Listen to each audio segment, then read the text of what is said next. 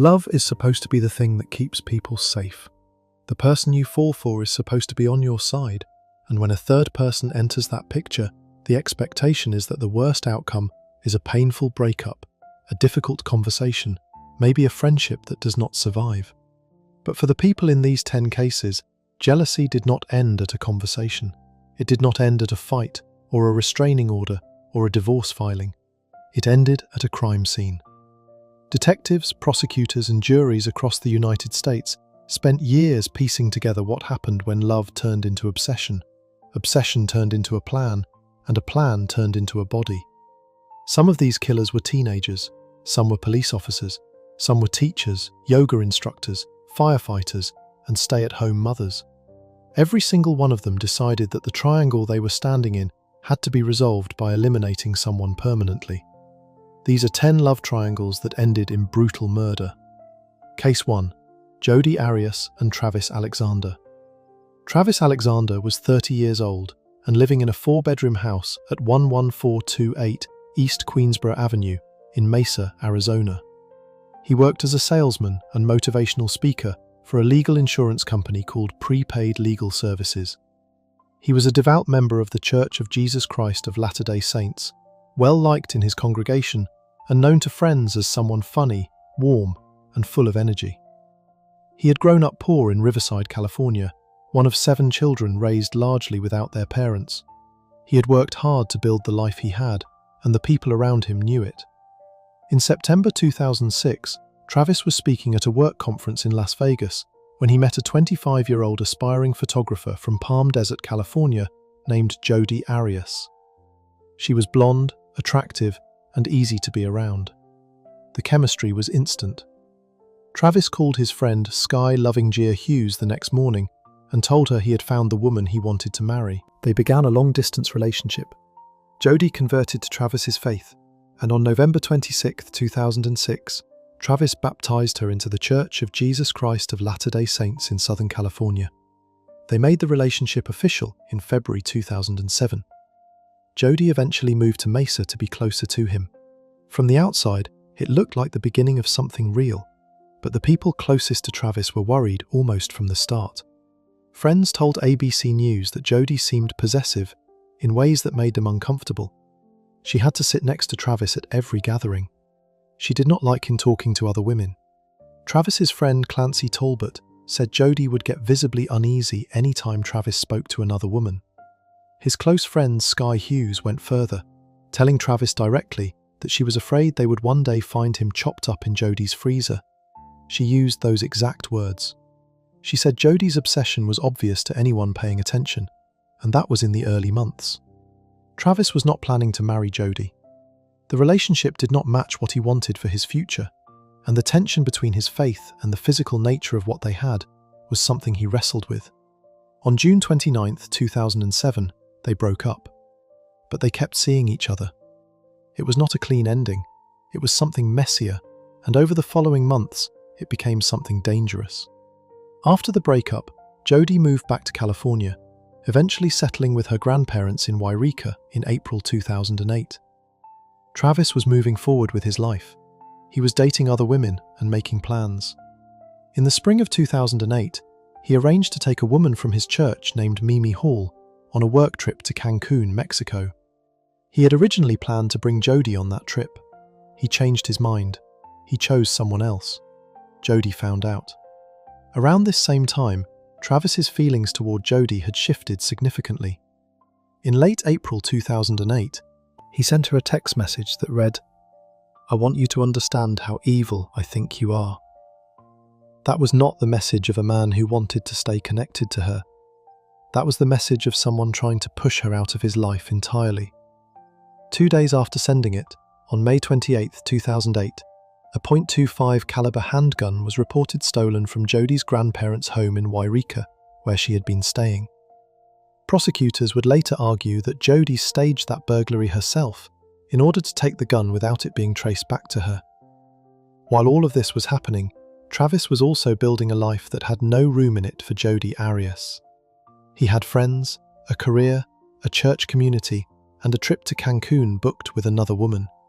He was 30 years old and looking forward. He had no idea what was coming toward him from the direction of California. On June 2, 2008, Jodi rented a car from Budget Rent-A-Car in Redding, California. She was supposed to be driving to Utah to visit a man named Ryan Burns, a co-worker she had started seeing. She took a detour. She drove south, then east, across state lines, into Arizona, and to the house on East Queensboro Avenue in Mesa. On June 4, 2008, Travis Alexander let Jodi into his home. The two spent time together and took photographs. Time-stamped images recovered later from Travis's digital camera showed the two of them together at approximately 1:40 in the afternoon. Travis was in his shower. Jodi was photographing him. Those were some of the last pictures ever taken of Travis Alexander alive. At some point that afternoon, Jodi Arias attacked him. The medical examiner who performed the autopsy, Dr. Kevin Horn, testified that Travis sustained at least 27 stab wounds. He had defensive wounds on both hands, meaning he fought back. His jugular vein, his common carotid artery, and his trachea were all cut. His throat was slashed nearly from ear to ear.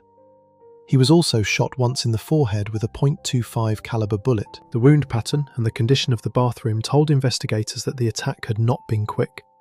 The blood was on the floors, the walls, and the sink.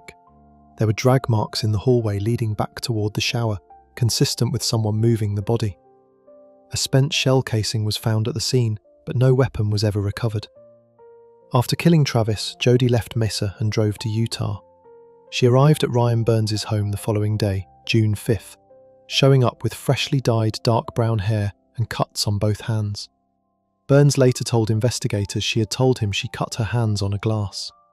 He said she seemed normal. She attended business meetings with him.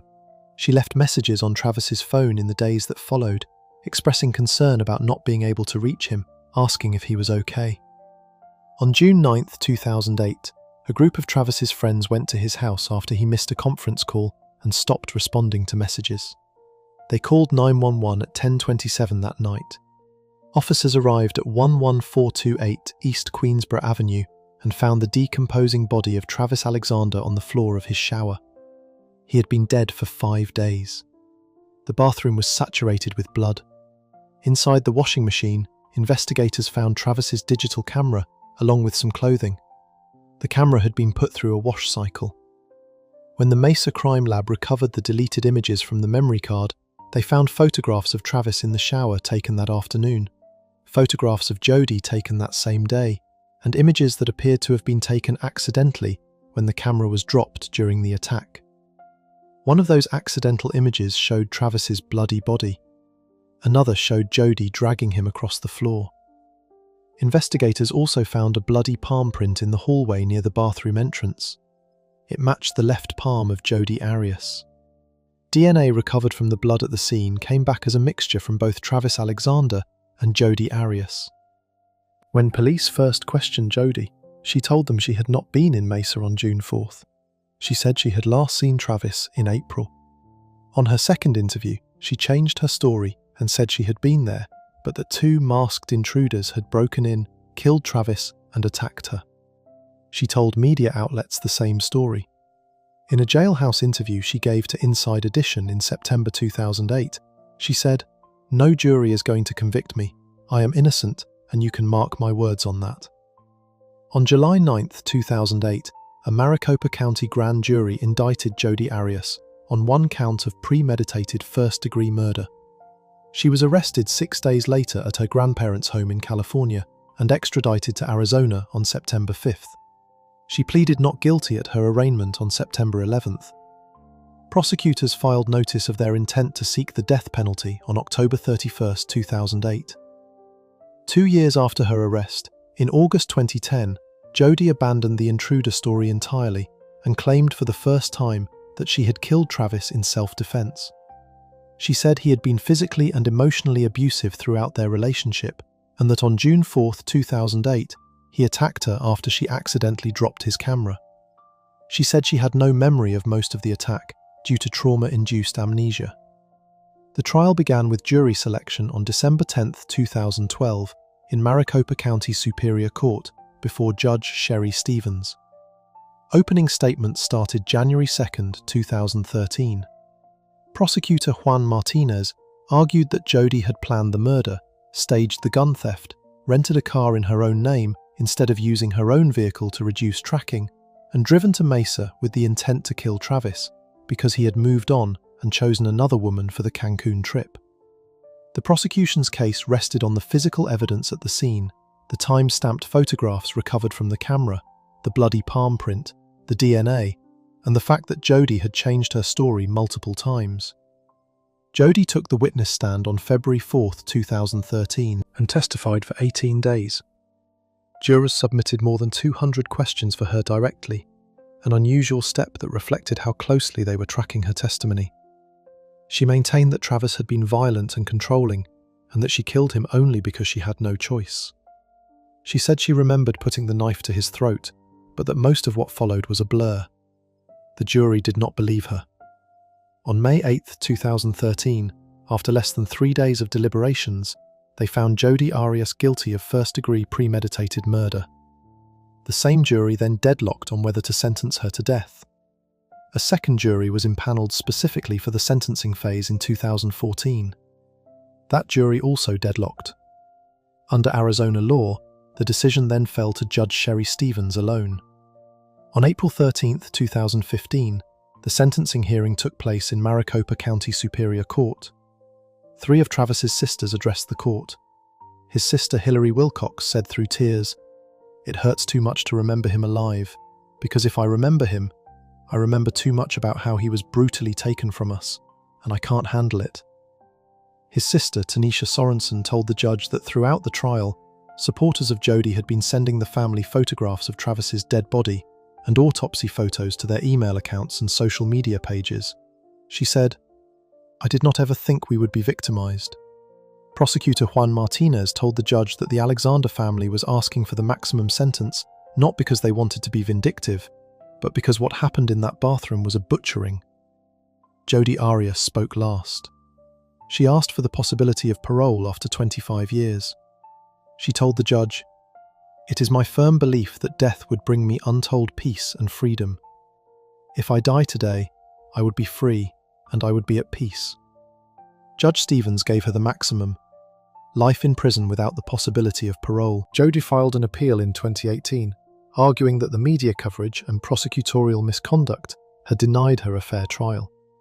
In March 2020, the Arizona Court of Appeals upheld the conviction, ruling that despite what it described as egregious prosecutorial misconduct by Juan Martinez, the evidence of guilt was so overwhelming that no reasonable jury would have acquitted her. The Arizona Supreme Court declined to review the case in November 2020. As of 2026, Jodi Arias is housed at the Arizona State Prison Complex in Perryville, Arizona.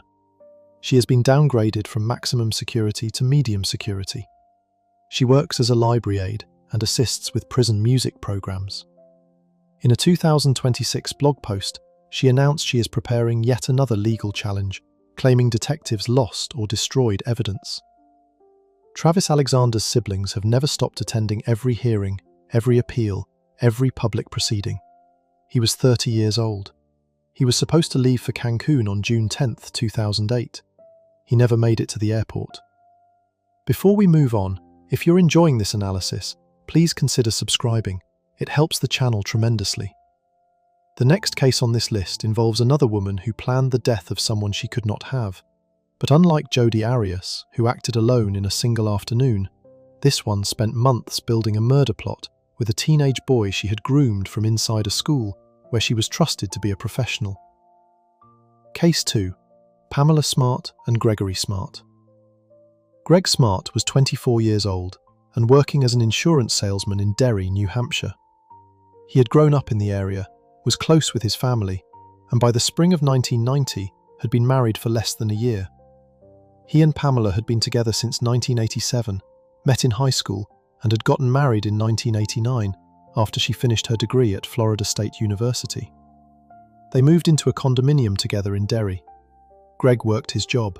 Pamela, 22, had landed a position as a media coordinator for a school district in Hampton, New Hampshire. They had a dog named Halen, named after the band Van Halen, which tells you something about who they were as a couple when things were still good.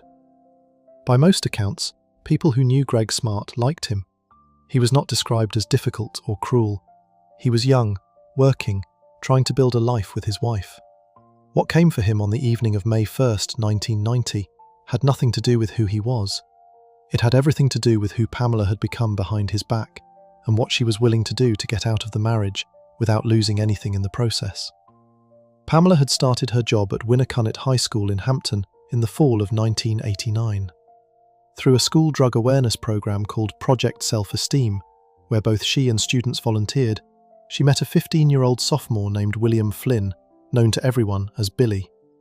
She also met a 15-year-old student intern named Cecilia Pierce, who became a close confidant. Billy Flynn was shy, gentle, and had never been with a woman. He developed feelings for Pamela almost immediately. Pamela noticed, and she used it. By February 1990, Pamela told Flynn she had feelings for him too. She began arranging time alone with him. In late March 1990, while Greg was out of town, she invited Flynn and Pierce to her Derry condominium. They watched a film together, then Pamela took Flynn upstairs. Flynn would later testify at trial that was his first time with a woman. He was 15 years old. She was 22, and his supervisor at the school program. After that night, she drove him home and told him they could not see each other again because a divorce would leave her with nothing. Flynn was devastated. Pamela had made him fall for her, slept with him, and was now using the threat of losing her as leverage. Then the goalposts shifted. Pamela began telling Flynn there was another way out of her marriage, a way that would let them be together and let her keep everything. According to Flynn's trial testimony, Pamela told him she had a choice between killing Greg and getting a divorce. When her intern Pierce told her to just get divorced, Pamela said she could not, because Greg would take the dog and the furniture and she would have no money and nowhere to live. She also stood to collect on a $140,000 life insurance policy if Greg died. Flynn testified that Pamela made it clear to him that she would end their relationship if he did not go through with it. He said she told him the only way they could be together was if Greg was gone. Before the actual murder, there was at least one failed attempt. In late April 1990, Flynn borrowed Pamela's car to drive to Derry to kill Greg, but panicked, got lost deliberately, and turned back. Pamela, according to Flynn's testimony, accused him of not loving her.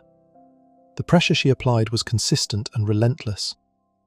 On the morning of May 1st, 1990, Pamela drove Flynn and two of his friends, Patrick Randall and Vance Latime Jr., to Haverhill, Massachusetts, where they borrowed a car. Pamela then went to work and attended a school meeting, building herself an alibi. That evening, Flynn and Randall went to the Smarts' condominium in Derry and waited inside.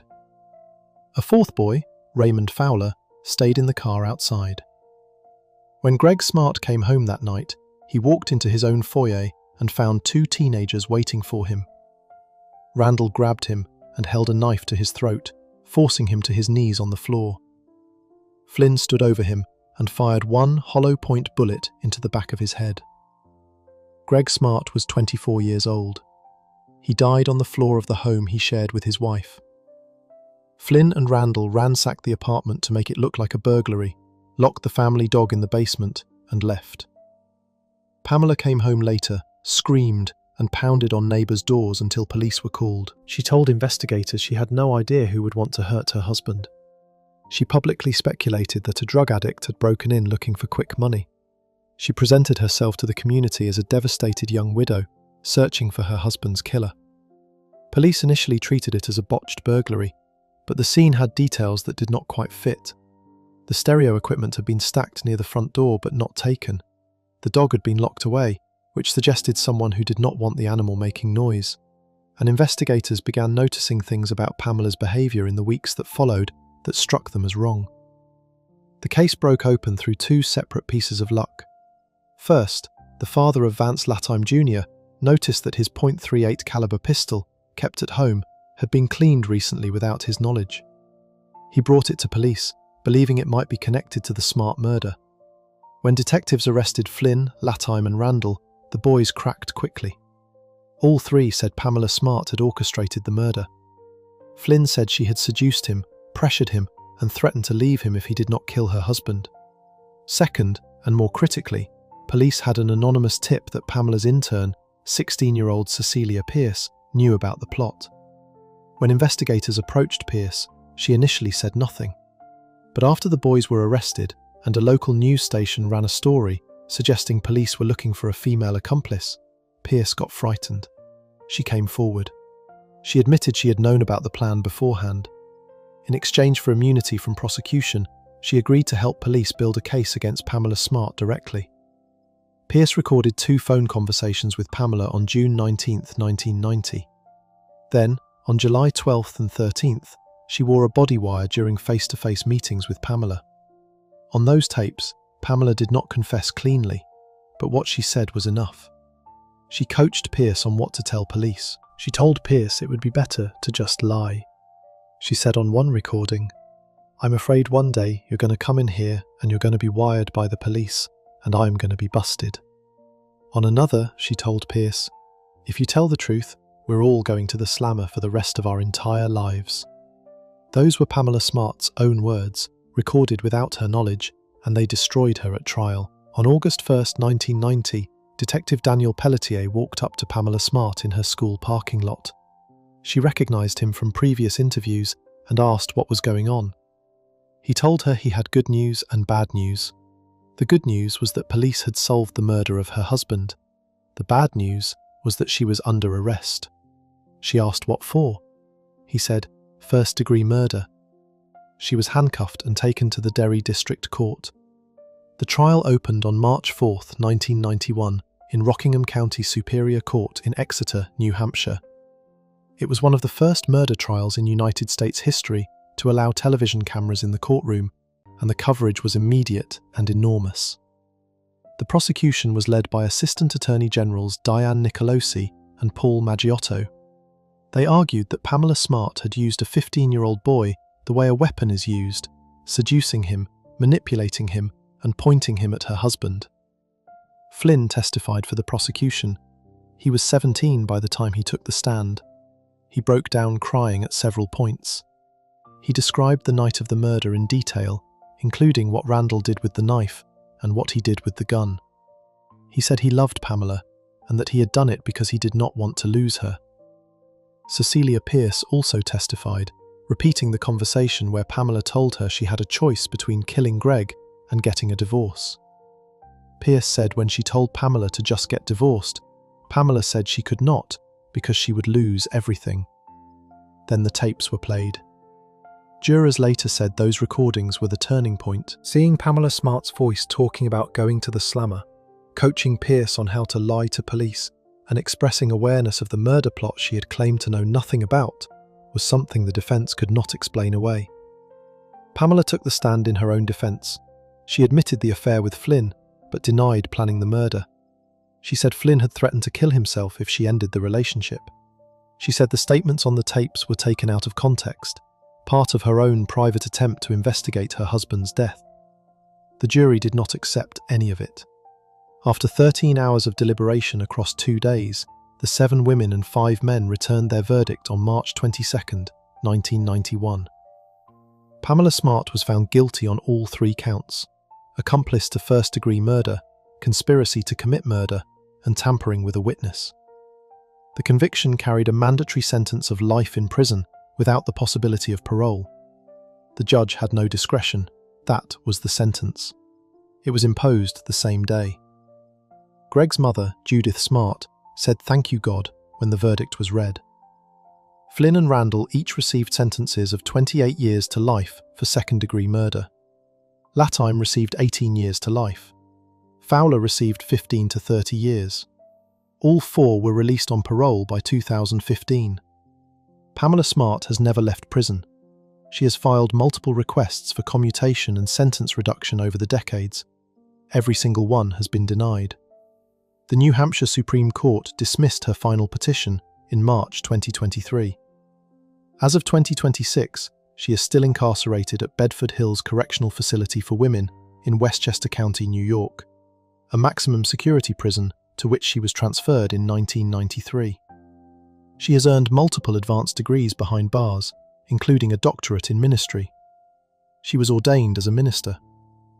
In June 2024, in a videotaped statement made as part of yet another attempt to reduce her sentence, she accepted responsibility for Greg's death for the first time in 34 years. Greg Smart's cousin, Val Fryatt, told the Associated Press that the statement danced around the truth and failed to admit the specific facts that made her fully responsible. Pamela Smart will not be eligible for any parole hearing under New Hampshire law because first-degree murder in that state carries a mandatory life sentence with no parole option. Billy Flynn, the boy she recruited to pull the trigger, was 16 when he fired that shot. He served 25 years, was released on his 41st birthday in March 2015, and is living in Maine. The man who did the shooting went home. The woman who planned it did not. Before we move on, if you're enjoying this analysis, please consider subscribing. It helps the channel tremendously. The next case is another love triangle that ended in murder, but unlike Pamela Smart, who worked from a distance and used a teenager to carry out her plan, the next woman got in the car herself, drove to where her target was, and did it with her own hands, in front of witnesses, in a place no one expected violence to happen. Case 3. Dian Zamora, David Graham, and Adrienne Jones. Adrienne Jones was 16 years old and a sophomore at Mansfield High School in Mansfield, Texas, a small town southwest of Dallas. She was a runner on the school's cross-country and track team, well liked by classmates, and described by people who knew her as athletic, outgoing, and clear-eyed about what she wanted from her future. She lived with her parents and 2 younger brothers. On the night of December 3rd, 1995, she came home from working out at a local fitness centre, spoke to someone on the phone, and went to sleep. Her brother saw her climb out of her bedroom window at around 2 in the morning. There was no sign of a struggle, no indication she was scared. She walked out of the house voluntarily, as if she was going to meet someone she trusted. She was never seen alive again. The following morning, December 4th, 1995, a farmer driving along Seaton Road near Joe Pool Lake in Grand Prairie, Texas, found a body in a field tangled in barbed wire. The girl had been shot twice in the head and had a severe blunt force injury to her skull. She had no identification on her. Police brought her to the medical examiner as a Jane Doe. After Grand Prairie police put out a missing persons alert, a family came forward whose description matched. The medical examiner received a photograph of Adrienne Jones and made a positive identification. The girl in the field was 16 years old, a high school sophomore who had just been planning her future. The case went cold almost immediately. For 9 months, police had nothing. The people responsible were 900 miles away, enrolled in 2 of the most elite military academies in the United States, living their futures as if Adrienne Jones had never existed. David Graham, 18, was a senior at Mansfield High School when the murder happened. He had been accepted to the United States Air Force Academy in Colorado Springs, Colorado, a school that accepted roughly 1,200 students out of nearly 9,000 applicants. He had been a battalion commander in his high school's Junior Reserve Officers Training Corps program. On paper, he was exactly the kind of person those institutions were built for. Dian Zamora, 17, attended Crowley High School, a neighbouring school south of Fort Worth. She had been accepted to the United States Naval Academy in Annapolis, Maryland, which accepted about 1,200 students from nearly 10,000 who applied. She was in the top 10% of her class, a member of the National Honor Society, and had wanted to be an astronaut since she was young. Her aunt later told Texas Monthly that Dian was so focused on her goals that she once asked to be taken home at 8:30 on Valentine's Day because she needed to study. Dian and David had known each other since they were 14, meeting through the Civil Air Patrol, a military auxiliary program at Spinks Airport near Crowley. For years they were just acquaintances.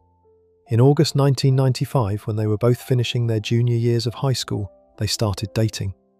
1 month later, they announced their engagement to their families. They were 17 and 18 years old and planning a wedding for after their college graduations.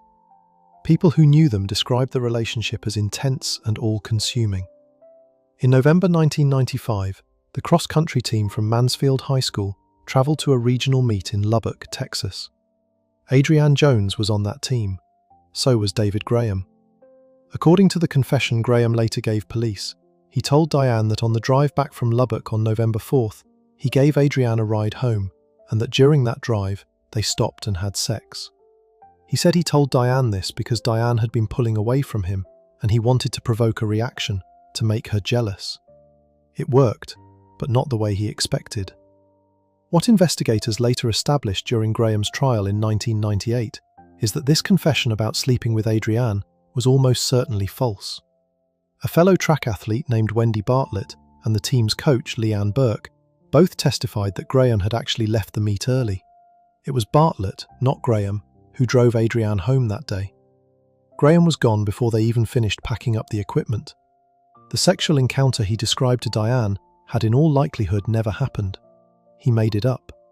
And when Dian heard it, she did not demand they break up, or walk away, or ask for an explanation. She demanded he kill Adrian Jones. Sergeant Alan Patton of the Grand Prairie Police Department later said plainly, David had lied to Dian about an alleged sexual tryst that never happened with Adrian Jones. If he had said, I was just kidding, I was just trying to make you jealous, Adrian Jones would still be alive today. In her own confession, Zamora described what happened in the car that night when she confronted Graham about what he had told her. She said she screamed at him to kill Adrian. She said it was the only thing that calmed her down. Graham agreed.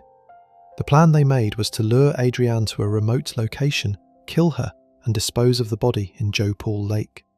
On the evening of December 3rd, 1995, Graham called Adrian at home. Her family heard her on the phone.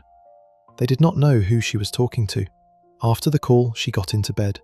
Then, sometime after 2 in the morning on December 4th, she climbed out her bedroom window. She had no reason to be afraid. She thought she knew the person she was going to meet. She got into David Graham's car, which was Dian's Mazda protege that Graham had borrowed. What Adrian did not know was that Dian Zamora was hiding in the back of the car, folded into the hatchback in the dark. They drove to a remote area near Joe Paul Lake in Grand Prairie. When the car stopped, Zamora pushed down the rear seat and came through from the back. She hit Adrian Jones in the head with a dumbbell weight she had brought with her. Adrian fought back. She managed to get out of the car and ran into the field. She made it to a barbed wire fence before she collapsed. Graham got out and stood over her. He fired 2 shots from a 9mm handgun. 1 bullet entered her left cheek. The second was fired from directly over her, hitting her right between the eyes. In her confession, Zamora told police she had yelled at Graham to shoot Adrian, to kill her, that he was too scared to say no to her. Both of their confessions describe the same sequence of events in roughly the same way. After the shooting, they went back to Graham's house. Their clothes were bloody. A friend of Graham's who saw them that night later told investigators the two had shown up with blood on their clothing. They cleaned Dian's car, got rid of the evidence they could, and then both left Texas and began their futures. Graham started at the Air Force Academy in Colorado Springs in the fall of 1996. Zamora started at the Naval Academy in Annapolis, Maryland. The case in Grand Prairie sat unsolved. Then, in August 1996, 9 months after Adrian's body was found, 2 of Dian Zamora's roommates at the Naval Academy went to Academy officials. They said Dian had confessed to them that she and her boyfriend had murdered a girl in Texas. According to Sergeant Patton, Zamora had told her roommates as a way of demonstrating how much her boyfriend loved her that he had killed someone for her. The roommates contacted authorities. Grand Prairie police were called. Naval Academy officials sent Zamora home while investigators moved in. Instead of going home to Texas, she flew to Colorado to see Graham at the Air Force Academy. Detectives from Grand Prairie traveled to Colorado Springs and interrogated Graham over the course of 30 hours. He eventually confessed in detail. Both were arrested on September 6, 1996, and charged with capital murder. The murder weapon, a 9mm handgun, was later found in the attic of Graham's family home, accessible through his bedroom. Zamora's trial came first. It opened in February 1998 in Fort Worth. She testified in her own defense, denied ordering the killing, accused Graham of being abusive and controlling, and claimed her confession had been essentially fed to her by detectives who had already told her what Graham said. The jury did not believe her. On February 17, 1998, after more than 6 hours of deliberations across 2 days, they found her guilty of capital murder. Because Adrian's mother, Linda Jones, specifically asked prosecutors not to seek the death penalty, Zamora received a mandatory life sentence. She would be eligible for parole in 2036. Graham's trial began on July 15, 1998, in New Braunfels, Texas. It was during his trial that the evidence emerged proving he had most likely lied about his sexual encounter with Adrian. The team witnesses and coach confirmed he had left the Lubbock meet before the drive home happened. The act that supposedly started everything probably never took place. A 16-year-old girl was beaten and shot to death over something that was almost certainly invented. Graham was found guilty of capital murder on July 24, 1998. He also received a life sentence with parole eligibility in 2036. As of now, Dian Zamora is incarcerated at the Dr. Lane Murray Unit in Gatesville, Texas. David Graham is at the James V. Allred Unit in Iowa Park, Texas. They have not spoken to each other since their arrests. Adrian Jones was born in June 1979.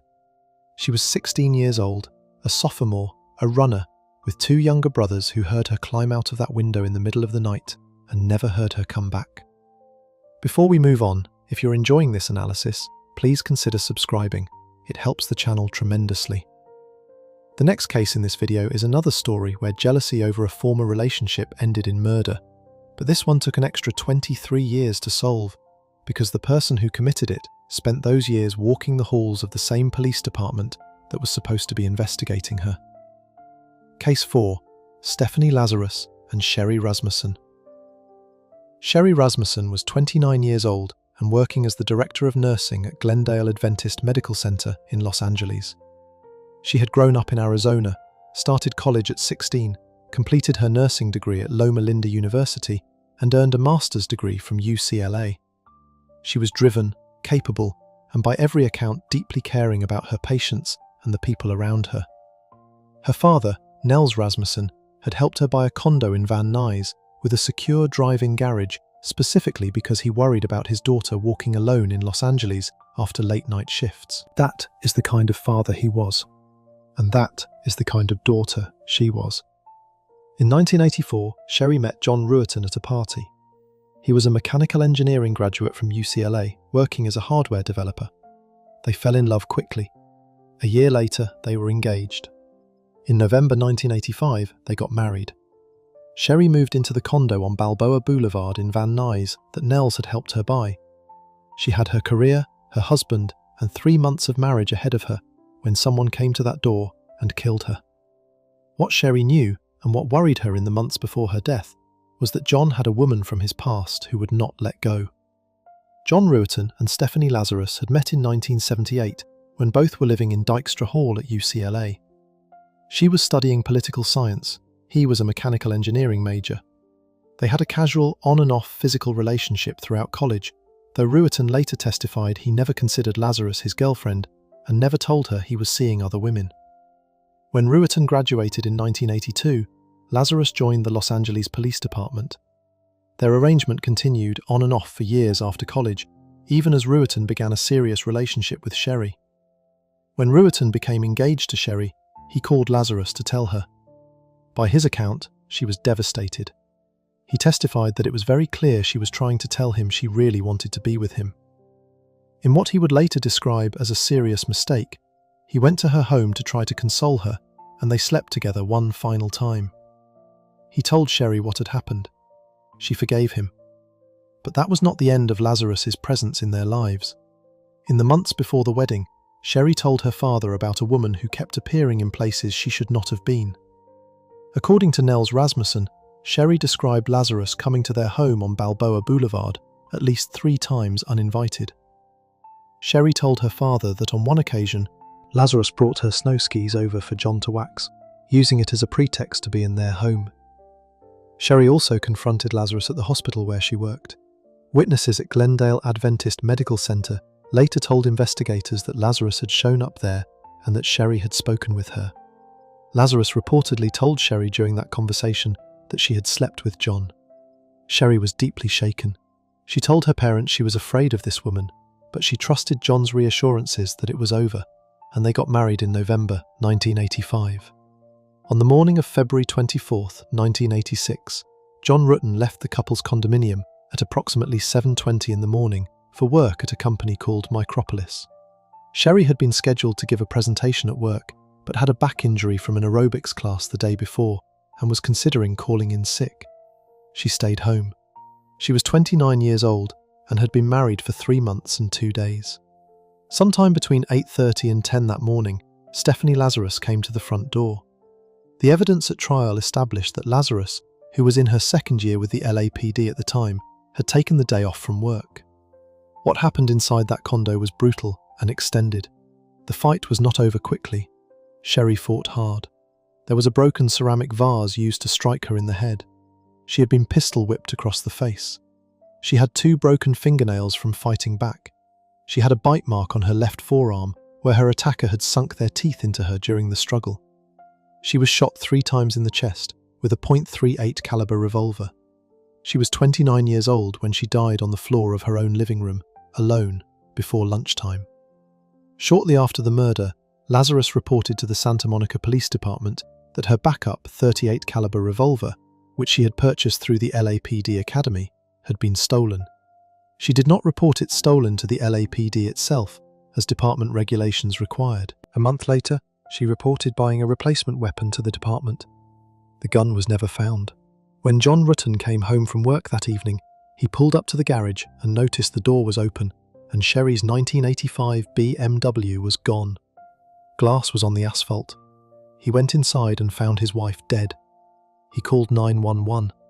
The original detectives from the Van Nuys division looked at the scene and concluded it was a botched burglary. There was a stack of electronics near the front door, as if someone had been preparing to take them. Sherry's car and purse were missing. Shortly after, a similar burglary occurred in the same neighborhood, involving 2 men, and police sketches were created. The investigation focused entirely on unknown male burglars. Sherry's car was recovered 11 days later, parked 2 miles away. The gun was never recovered. Nels Rasmussen did not believe the burglary theory from the start. He went to investigators and named Stephanie Lazarus directly. He told them his daughter had been frightened of this woman, that she had shown up at their home uninvited, that Sherry had confronted her at the hospital. He gave them her name and told them she was a police officer. Rutten confirmed this to investigators as well.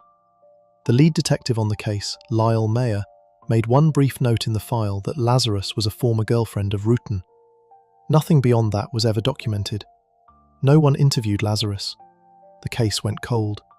In the years that followed, Stephanie Lazarus married a fellow LAPD officer, adopted a daughter, and rose through the ranks of the department to become a detective in the art theft division. She was by all accounts respected by her colleagues. She worked in an office inside LAPD headquarters. She kept her secret for 23 years.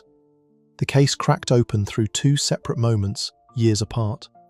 In 2001, the LAPD launched a cold case unit and assigned detectives to work through thousands of unsolved murders. In 2004, a criminalist named Jennifer Francis reviewed the Rasmussen file and noticed something that had been sitting in a freezer at the coroner's office since 1986. A swab taken from the bite mark on Sherry's forearm. The DNA had never been properly analysed. When Francis ran it, she found it came from an unknown female. That profile was uploaded to the National DNA database called CODIS. There was no match. In February 2009, Van Nuys homicide detectives reviewing cold cases looked at the file again with fresh eyes. One detective, Jim Nuttall, noticed that the stereo equipment stacked by the door had Sherry's blood on it, meaning she was already dead when someone arranged it to look like a burglary. He also read the DNA result, a woman. He went back to the family and to Rutten and started over. He compiled a list of 5 women who had been in Sherry's orbit. 3 were eliminated immediately through voluntary DNA samples: Sherry's sister, mother, and a close friend. A 4th, a nurse who had reportedly had tension with Sherry at work, was also eliminated. The 5th name on the list was Stephanie Lazarus. Because investigating a current detective inside their own department required extreme care, a special surveillance unit was assigned to follow Lazarus without her knowledge. They followed her to a Costco. When she finished a soda and threw the cup and straw in a trash can outside the store, an officer collected it. The DNA on that straw matched the profile from the bite mark on Sherry Rasmussen's forearm. It was the same person. On June 5, 2009, Detective Daniel Jaramillo approached Lazarus at her desk inside LAPD headquarters and told her he needed her help interrogating a man who claimed to have information on stolen art, which was her speciality. He walked her downstairs to a room in the department's jail facility, specifically because that was one of the few places inside the building where she could not bring her firearm.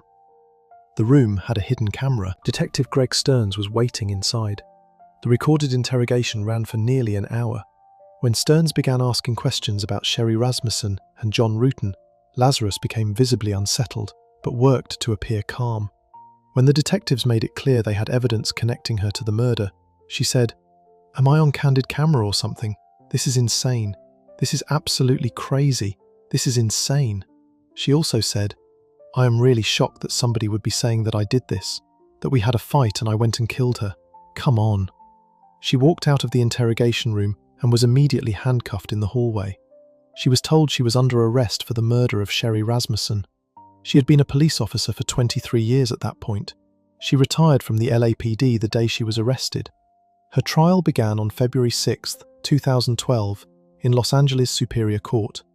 The prosecution, led by Shannon Presby and Paul Nunez, built their case on the DNA from the bite mark, the ballistics evidence connecting the bullet type to her backup weapon, and the statements she made during her pre-arrest interview. The defense argued the evidence had been mishandled over decades and could not be trusted. The jury deliberated for 3 days. On March 8, 2012, they found Stephanie Lazarus guilty of first-degree murder. On May 11, 2012, Judge Robert Perry sentenced her to 27 years to life in prison, the maximum allowed under state law. In their sentencing statement, prosecutors Presby and Nunez wrote that Lazarus had never taken responsibility for her actions, that her profound narcissism had led her to kill and continued to motivate her denial, and that this posed a real danger to any person whose interests conflicted with her own. LAPD Chief Charlie Beck called the case a tragedy on every level and said publicly that he was sorry it had taken so long to solve. Sherry Rasmussen's sister Connie told reporters that releasing Lazarus would be another slap in the face to her family. Lazarus appeared before the parole board in November 2023 and was initially found suitable for parole. California Governor Gavin Newsom intervened, and the grant was rescinded for further review. At a subsequent hearing in 2024, parole was denied again. The board found that her account of what happened in that condo did not match the evidence. The commissioner noted that only one person had been engaged in extreme violence that morning, and it was not Sherry. As of 2026, Stephanie Lazarus is incarcerated at the California Institution for Women. The Rasmussen family, including Nels, the father who tried to tell investigators the truth in 1986 and was ignored, spent 26 years waiting for a conviction that should have taken months. Before we move on, if you're enjoying this analysis, please consider subscribing. It helps the channel tremendously. The next case on this list also involves a woman who killed the people connected to a man she was obsessed with. But where Lazarus acted alone in a single morning, the next case involves a wife who spent years building toward a double murder, and when she finally walked through the door of that bedroom, she shot both of them in the bed where they slept. Case 5. Betty Broderick. Dan and Betty Broderick met in 1966 when both were college students from strict Catholic families who believed in the same things: hard work, marriage, family, faith. He was attending Notre Dame. She was at Mount St. Vincent. They started dating seriously and married young. The life they built together looked, for a long time, like exactly what both of them had planned. Dan Broderick was ambitious and brilliant. He went on to earn both a medical degree and a law degree from Harvard, eventually specializing in medical malpractice law. Betty worked as a teacher, managed the household, raised their children, and by her own account, put her personal ambitions entirely aside to support his career. The couple had 4 children: Kim, Lee, Daniel IV, and Rhett. Dan became one of the most prominent attorneys in San Diego, eventually serving as president of the San Diego County Bar Association. He earned more than $1 million a year. They had a La Jolla mansion, a ski condo, a boat, country club memberships, and a Corvette. Betty later told the Los Angeles Times, "I went from being accomplished, well-connected, and free to being isolated from family and friends and trapped with children for whom I was 100% responsible." Dan went from being a student on his own, with no possessions, no savings, no connections, to being an MD/JD with many contacts. That is how she understood the deal they had made. She sacrificed her opportunities for his. When the marriage collapsed, she believed he had taken everything she had given and walked away.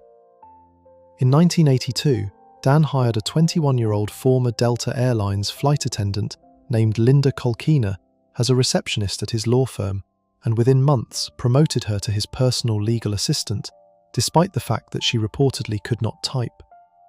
Betty noticed the change in her husband immediately. She went to surprise him at his office on his birthday in 1983 and was told by the receptionist that Dan and Linda had been gone together for most of the day. Champagne bottles were sitting out. Betty went home and threw Dan's clothes into the backyard and set them on fire. Dan denied the affair for years. Betty suspected it and became increasingly consumed by that suspicion. In 1985, Dan moved out of the family home.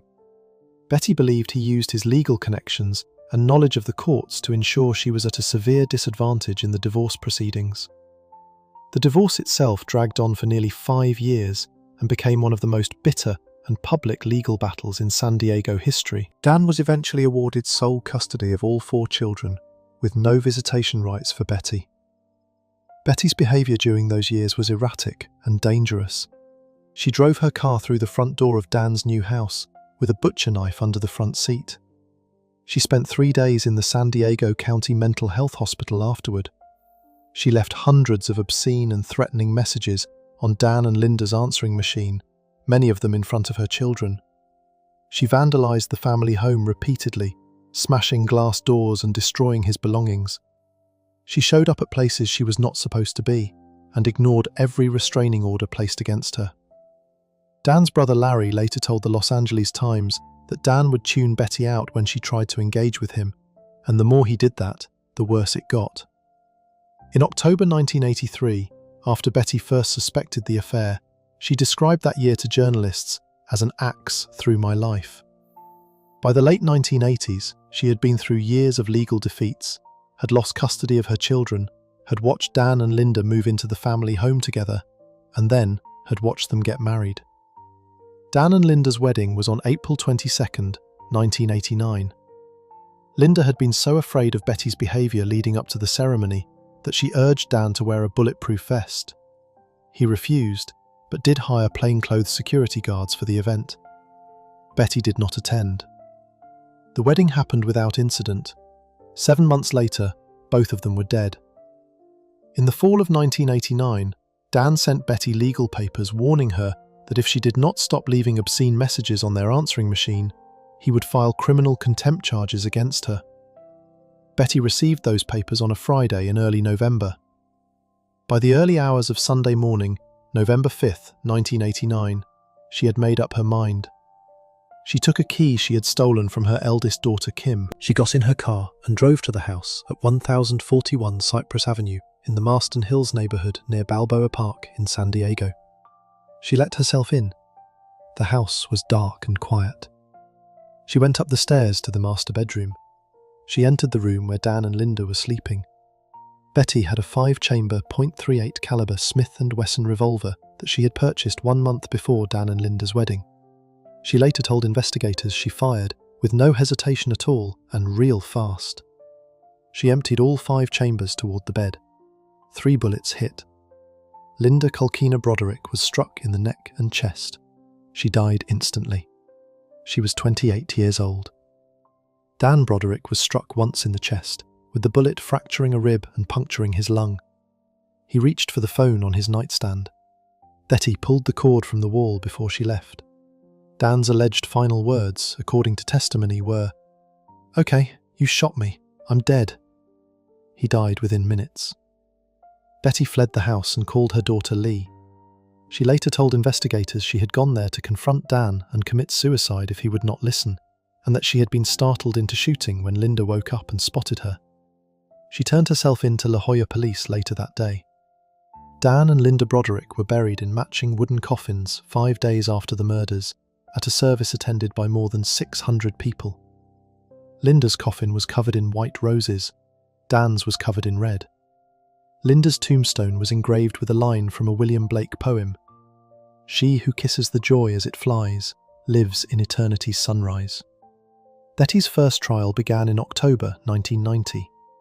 She took the stand in her own defense and testified that Dan had been controlling and emotionally abusive throughout their marriage and the divorce, and that she had gone to the house to kill herself, not them.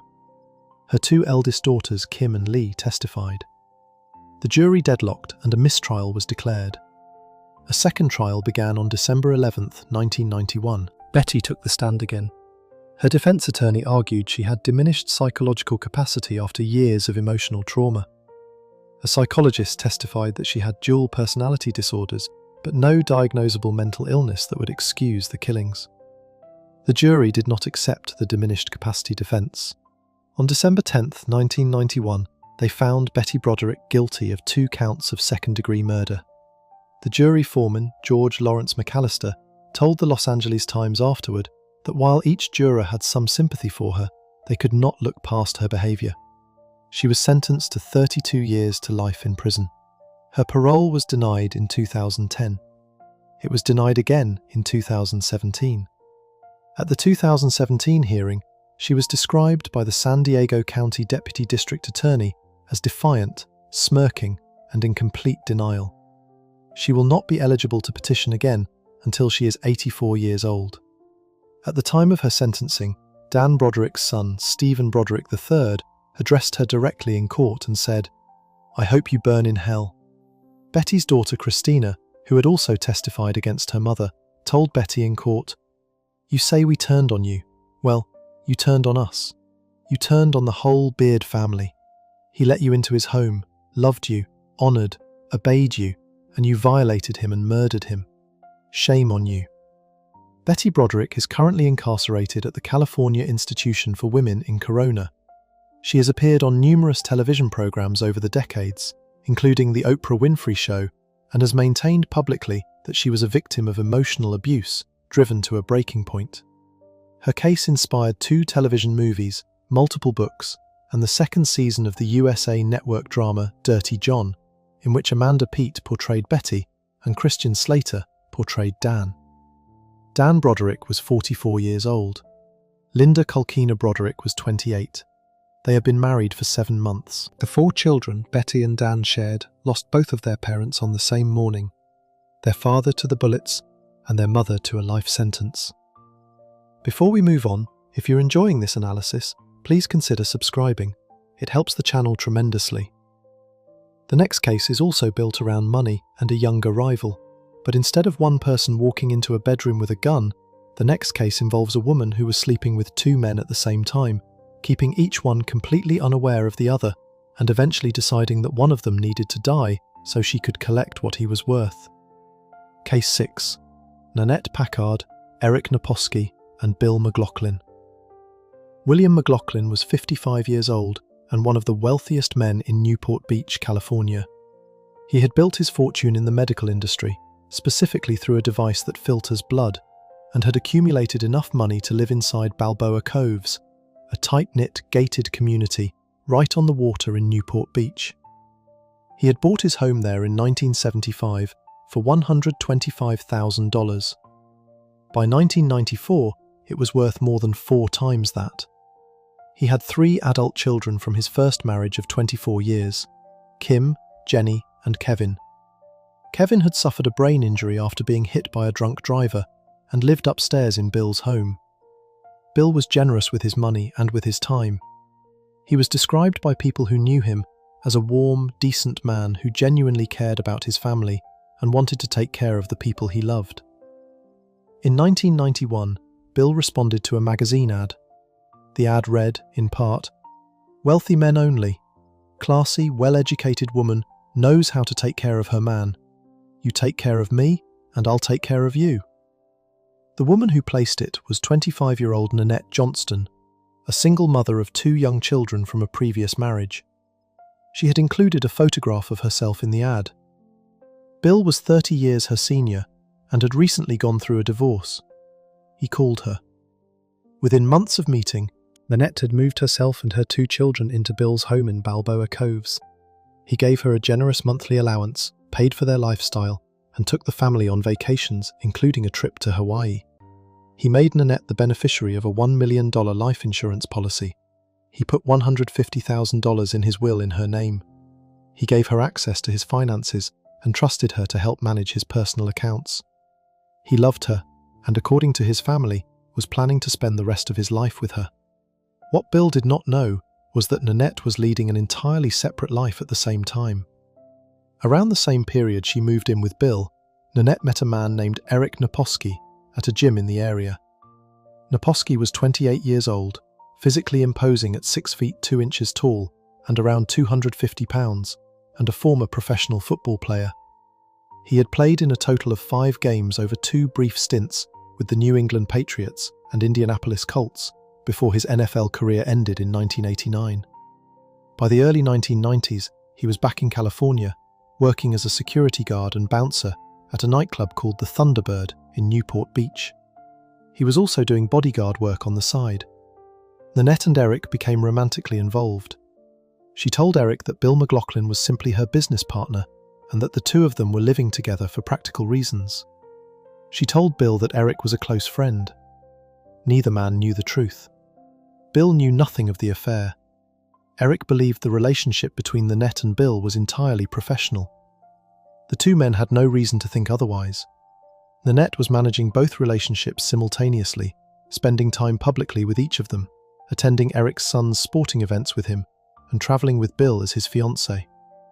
Prosecutors argued at trial that Nanette told Eric a specific lie to push him toward violence.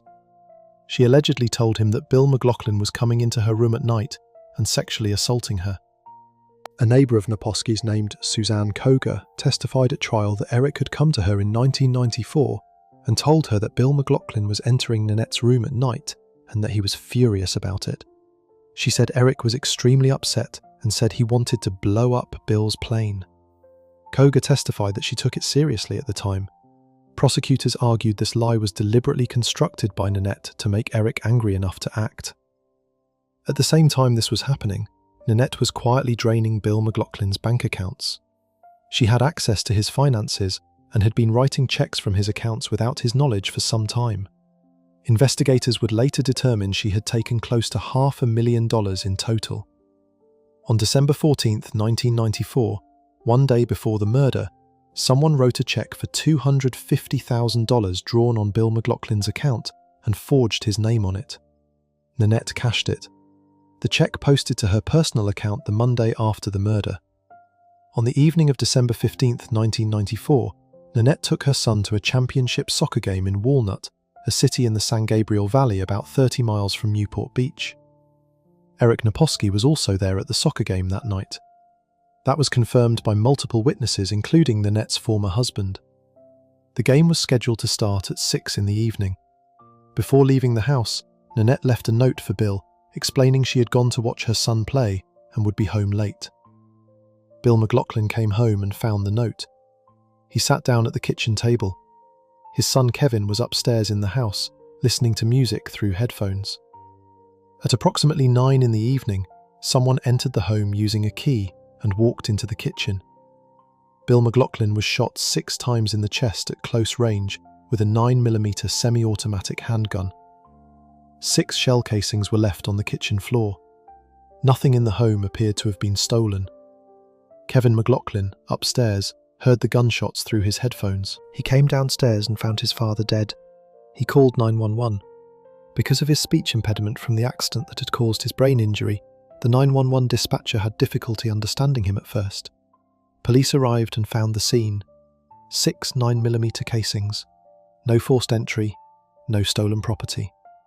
Retired Newport Beach police detective David Byington later said the number of shots and the personal nature of the scene told investigators this was not a random crime. There was a lot of emotion behind it. Nanette arrived home around 10 in the evening to find police at the house and her fiancé dead inside. Investigators quickly identified Nanette and Eric as persons of interest. Police learned within days of the murder that Nanette had been having an affair with Naposki. When they went to interview Eric, he initially told them he had no guns. He changed that story and admitted he had a 9mm semi-automatic handgun, but said he had given it to a friend. That friend denied receiving it. The gun was never found.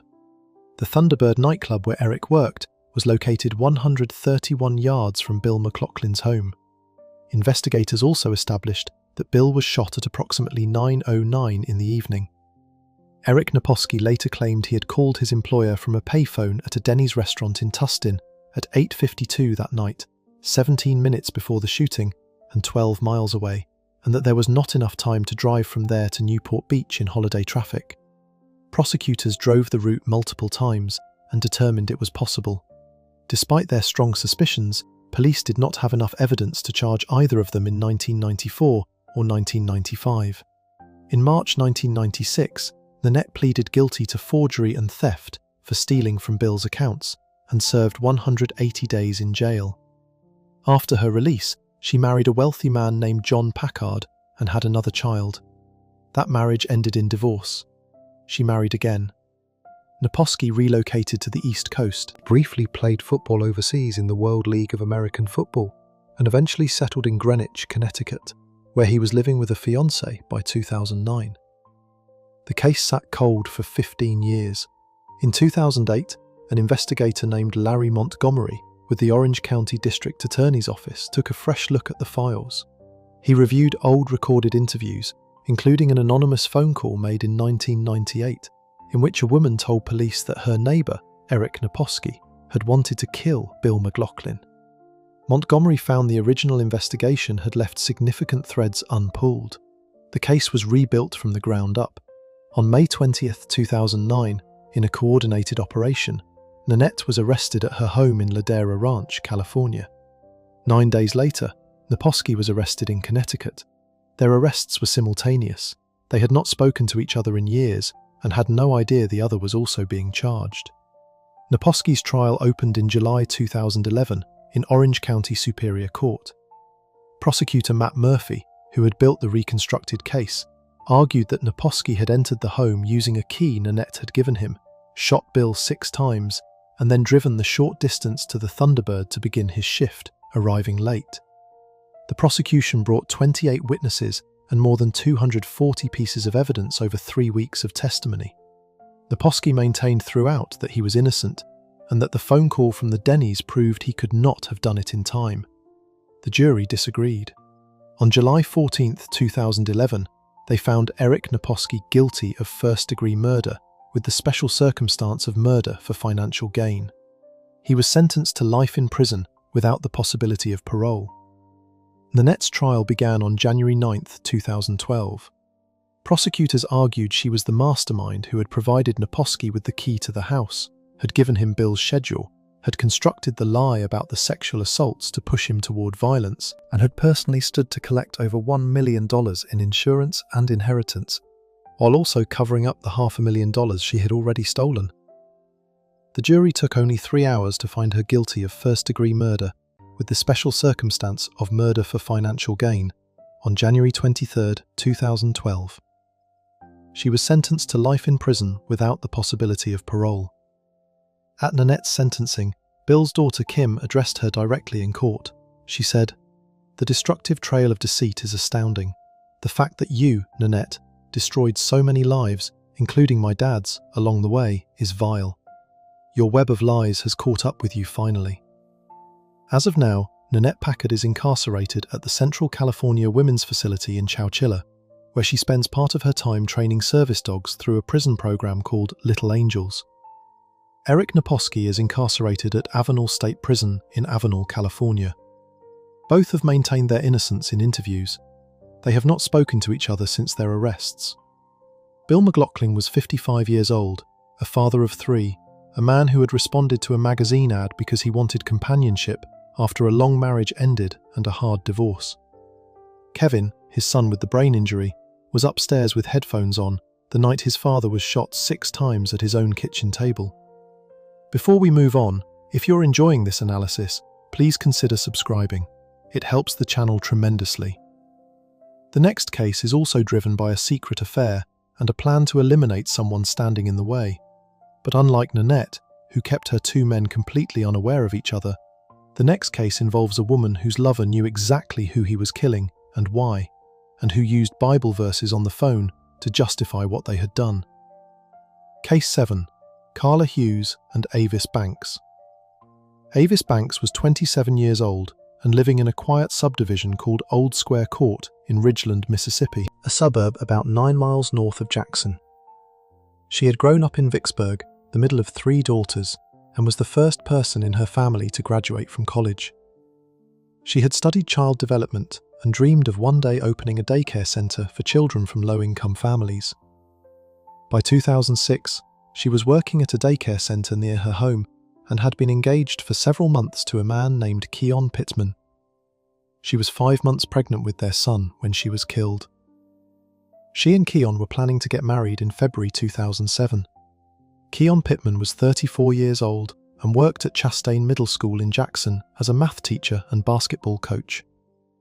He and Avis had met at a gym in the winter of 2004, moved in together after about 6 months, and eventually settled into the home on Old Square Court.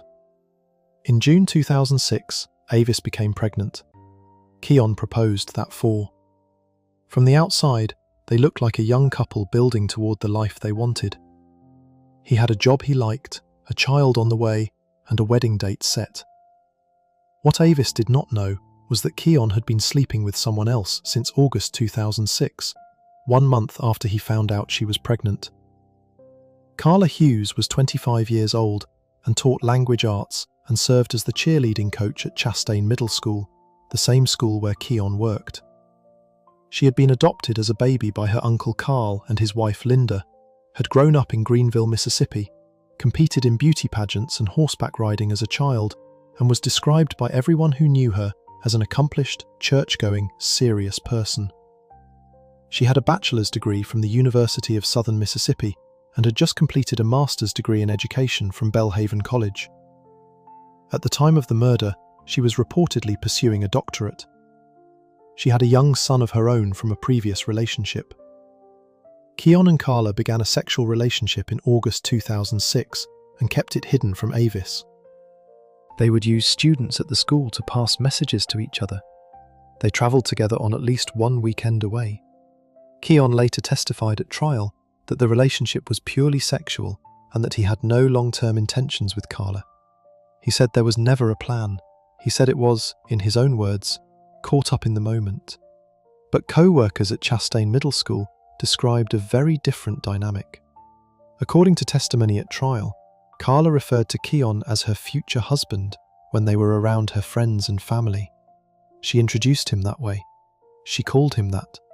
And Keon, by his own later admission, told Carla repeatedly that he was not going to leave Avis. He told her this even when Carla believed at one point that she herself might be pregnant. He was not leaving.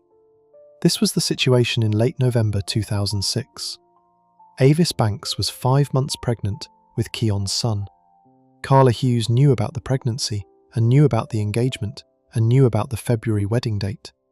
She also knew that Keon would not leave. On November 26, 2006, 3 days before the murder, Carla Hughes went to her cousin Patrick Nash and asked to borrow a weapon. She told him she needed it for protection because there had been attempted break-ins at her house. Nash gave her a Rossi .38 caliber 5-shot revolver that was fully loaded, along with a 3.5 to 4-inch folding hunting knife. Carla Hughes took both. On the evening of Wednesday, November 29, 2006, Avis Banks finished her shift at the daycare centre where she worked and drove home to Old Square Court. Her routine was to stop at the end of the driveway and collect the mail before pulling into the garage. She did that. She was still holding the mail when she pulled into the garage and got out of her car on the driver's side. Someone was waiting for her. Investigators later determined from the evidence at the scene that Avis had been ambushed as she stepped out of her car. She was shot 4 times, once in the head, twice in the chest and once in the leg. As she lay dying on the garage floor, she was stabbed multiple times in the face and neck. Her throat was slashed. The mail she had been holding was scattered on the ground. Her keys were lying near her hand. She was 27 years old. The baby she was carrying, a boy, was also pronounced dead at the scene. At approximately 8:40 that evening, Keon Pittman arrived home. He found Avis in the garage in a pool of blood and called for help. A neighbour had already called 911 at 8:45. Police arrived at 8:46. Officers found Keon holding Avis on the garage floor. They removed him from the scene to preserve evidence. Investigators noted that the back door of the home appeared to have been kicked in, several rooms have been ransacked, and the scene gave the appearance of a burglary. However, police noted that nothing of value appeared to have been taken. A distinctive shoe print was found on one of the glass doors that had been broken and was photographed and preserved. Suspicion fell on Keon immediately. He knew the layout of the house, had a motive if he wanted to avoid fatherhood and a marriage, and had behaved oddly by calling Avis's family and telling them to come to the house right away without explaining why. When investigators checked his alibi, however, Keon had been coaching basketball practice at Chastain Middle School from 5:30 until 7:30 or 7:45 that evening, and multiple people confirmed this. The timeline of Avis's death, established by the autopsy, placed her murder shortly after she arrived home from work, between 5:50 and 6 in the evening. Keon was at practice when she died. When police went to Chastain Middle School to interview Keon's colleagues, they noticed a 25-year-old teacher named Carla Hughes, who seemed particularly upset about what had happened. They spoke to her. In her first statement at the school on December 1st, she said she and Keon were just friends. That same evening, she came back to the police station and revised that. She admitted they had a sexual relationship. When asked whether she owned or had access to a gun, she said no. She said her father had guns as he was a hunter, but she did not have one herself. Police released her. They were still working under the theory that a man had kicked in the back door based on the force required. Then, 1 week later, they got the break that cracked the case. An attorney contacted police on behalf of a client who had something to say. The client was Patrick Nash, Carla Hughes' cousin. Nash told investigators he had lent Carla a fully loaded .38 caliber Rossi revolver and a folding hunting knife on November 26, 3 days before the murder. He said when she returned the gun on the evening of December 1st, the same evening she came to give her revised statement to police, it was completely empty. All 5 bullets were gone. He said she told him she had been target shooting. Ballistics testing confirmed that the bullets removed from Avis Banks's body matched the Rossi revolver Nash had lent to Carla Hughes. Investigators also examined the shoe print found on the glass door at the crime scene. A pair of TreadSafe brand shoes recovered from Carla Hughes' home matched the sole impression from the scene. When those shoes were later re-examined in 2008, investigators found tiny spots on the side of the sole that tested positive for blood consistent with Avis Banks. Cell phone records provided the final piece. Prosecutors at trial built a timeline from the cell data of 3 phones: Avis Banks, Keon Pittman, and Carla Hughes. The records placed Carla Hughes' phone pinging off a cell tower within 2 miles of the Banks-Pittman home in Ridgeland at the time of the murder. Her phone had no legitimate reason to be in that area at that time. Carla was arrested on December 6, 2006, initially on a charge of accessory to murder after the fact. On December 8th, after the search of her home, the charges were upgraded to 2 counts of capital murder, 1 for Avis Banks and 1 for the unborn child. Under Mississippi law, killing a pregnant woman constitutes 2 separate capital murder counts. The trial opened in October 2009 in Madison County Circuit Court in Canton, Mississippi. Keon Pittman testified for the prosecution. He admitted the affair, admitted he had begun seeing Carla 1 month after learning Avis was pregnant, and admitted he had repeatedly told Carla he was not leaving Avis and would not marry her. He said Carla referred to him as her future husband around her people. He said she was unhappy that he would not leave. He wept on the stand, or appeared to. Avis's family, watching from the gallery, was not moved. Her mother later said he was only rubbing his eye to make it red. The defense tried to cast blame back on Pittman. His attorneys called him a bona fide womanizer who did not want the responsibility of a child and had manufactured evidence to frame Carla. They argued he had worn her shoes to the crime scene to plant the shoe print. They argued the cell tower data was consistent with Carla having a friend who lived in the area. Carla Hughes chose not to testify in her own defense. The jury of 9 women and 3 men deliberated for 8 hours. On October 13, 2009, they returned their verdict, guilty on both counts of capital murder. Hughes sobbed loudly as the verdicts were read. The jury then moved to the sentencing phase and deliberated for approximately 1 hour before declining to impose the death penalty. Madison County District Attorney Michael Guest had asked for it. The jury chose not to. Carla Hughes received 2 consecutive life sentences without the possibility of parole. The Mississippi Supreme Court affirmed the conviction and sentences on June 21, 2012, finding no error in the proceedings. At the sentencing, Carla's adoptive father, Carl Hughes, stood before the jury and pleaded for his daughter's life. He said she had been a kind, loving person all her life. He said the person the prosecution described was completely different from the accomplished young woman he had raised. His plea was heard but not accepted. As of now, Carla Hughes is serving 2 consecutive life sentences at the Central Mississippi Correctional Facility for Women in Pearl, Rankin County, Mississippi. Avis Banks was 27. She was 5 months pregnant with a son she would have named. She was still holding the male she had just picked up from the driveway when she was shot the first time. Before we move on, if you're enjoying this analysis, please consider subscribing. It helps the channel tremendously. The next case is also rooted in a secret relationship and a man who could not fully commit, but in this case, both people in the triangle knew something was wrong long before the killing, and the woman who ended up murdered was the one who actually confronted her killer face to face before dying. Case 8. Celeste Beard and Stephen Beard. Stephen Beard was 70 years old when he married Celeste Johnson in February 1995. He had built his fortune in local television, co-founding Austin's Key TV and working as a retired Fox broadcasting executive. His net worth was estimated at around $12 million. His wife of 42 years had died of cancer in October 1993, and within weeks of her death, Stephen met Celeste at the Austin Country Club, where Celeste was working as a cocktail waitress. He was 68 and she was 30. He invited her and her 2 teenage twin daughters, Christina and Jennifer, to move into his mansion within a month of meeting her. They married 14 months after that. He adopted Christina and Jennifer as his own daughters, signing the paperwork 1 month before their 18th birthdays. People who knew Stephen described the relationship in blunt terms. A neighbour told People magazine that the two had nothing in common except his money.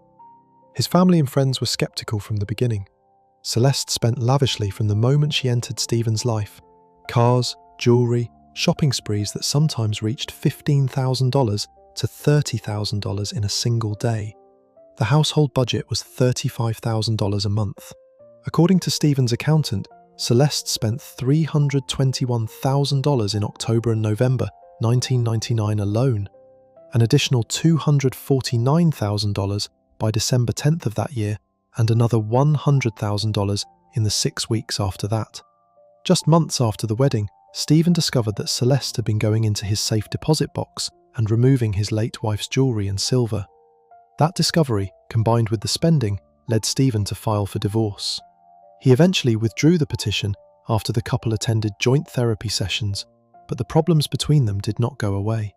By 1999, the marriage was in serious difficulty again. In early 1999, Celeste checked herself into St. David's Pavilion, a psychiatric hospital in Austin, for treatment of depression. During her stay there, she met another patient named Tracy Tarleton, who was the manager of Austin's largest independent bookstore. Tarleton was openly gay and was herself being treated for alcoholism, depression, and mental health issues. The 2 women grew close inside the facility. After they were both discharged in the summer of 1999, they continued spending time together. Celeste threw a party for Tarleton at the Beard mansion.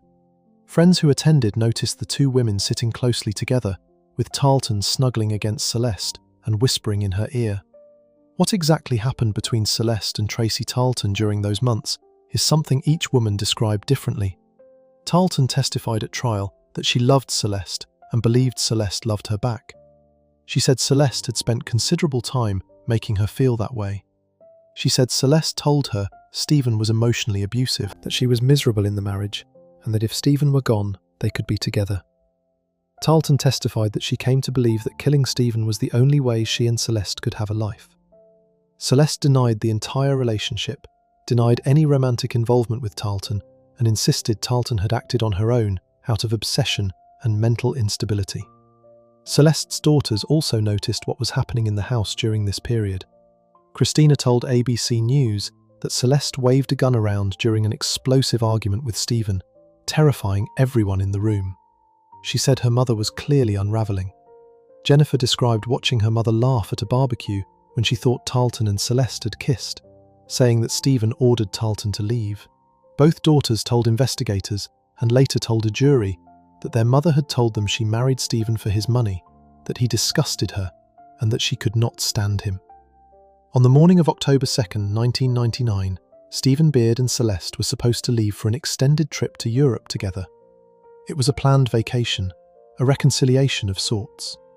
That morning, while Stephen was asleep in his bedroom, someone entered the house, went to his room, and fired a 20-gauge shotgun into his stomach at close range.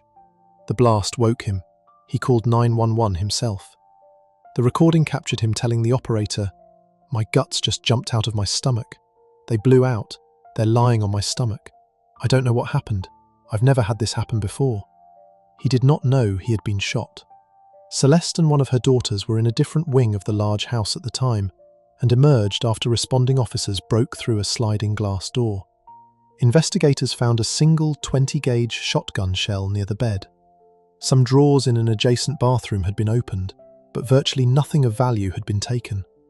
Police believed the scene had elements consistent with a staged burglary. Stephen survived the initial surgery and was hospitalized for nearly 4 months. Celeste visited him constantly and, by several accounts, appeared devoted to his recovery. Stephen was discharged from the hospital and came home on January 21, 2000. 1 day later, he was readmitted with a severe infection stemming from his injuries. On January 22, 2000, Stephen Beard died from a blood clot directly linked to the shotgun wound. The assault charge against Tracy Tarleton, who had already been arrested on October 8, 1999, 5 days after the shooting, and while Stephen was still alive, was upgraded to murder. Acting on a tip, police had linked the shotgun to Tarleton through ballistic evidence. When they went to her home and found the weapon, they had their shooter. Tarleton initially confessed to the shooting, but said only that she did it. She would not explain why. She maintained that silence for months. What changed her was a newspaper. In July 2000, while Tarleton was awaiting trial, she read a clipping reporting that Celeste had remarried, taking a 5th husband just 5 months after Stephen's death.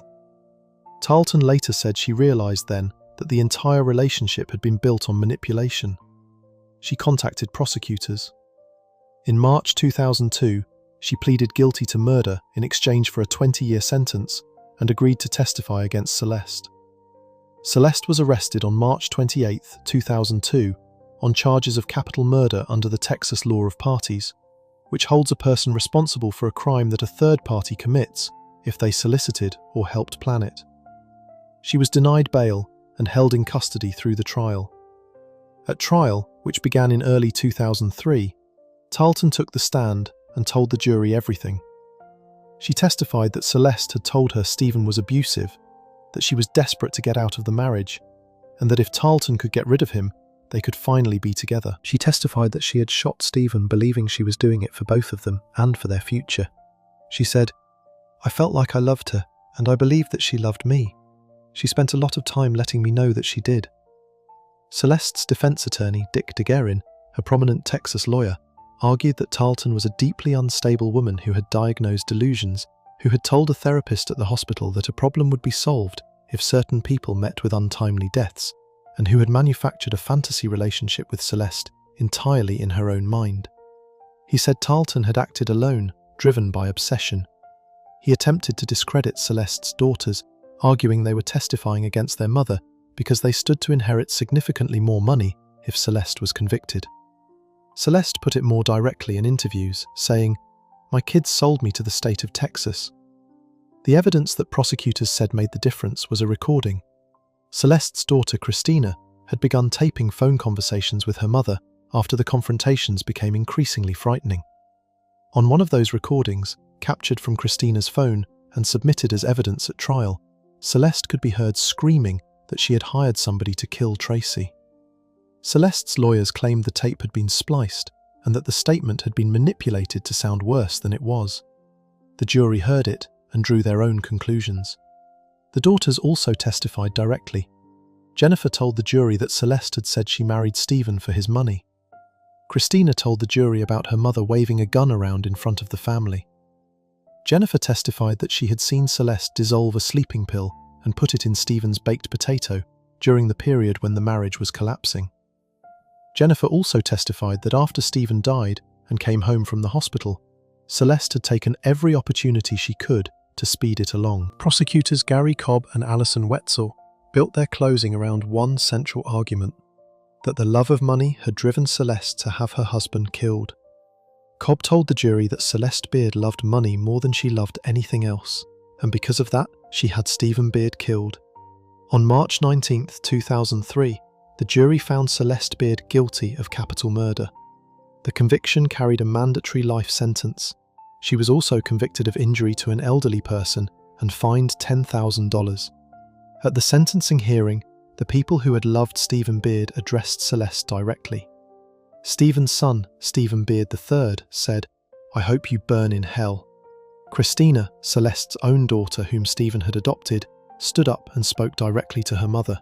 She said, "You say we turned on you. Well, you turned on us. You turned on the whole Beard family. He let you into his home, loved you, honoured, obeyed you, and you violated him and murdered him. Shame on you."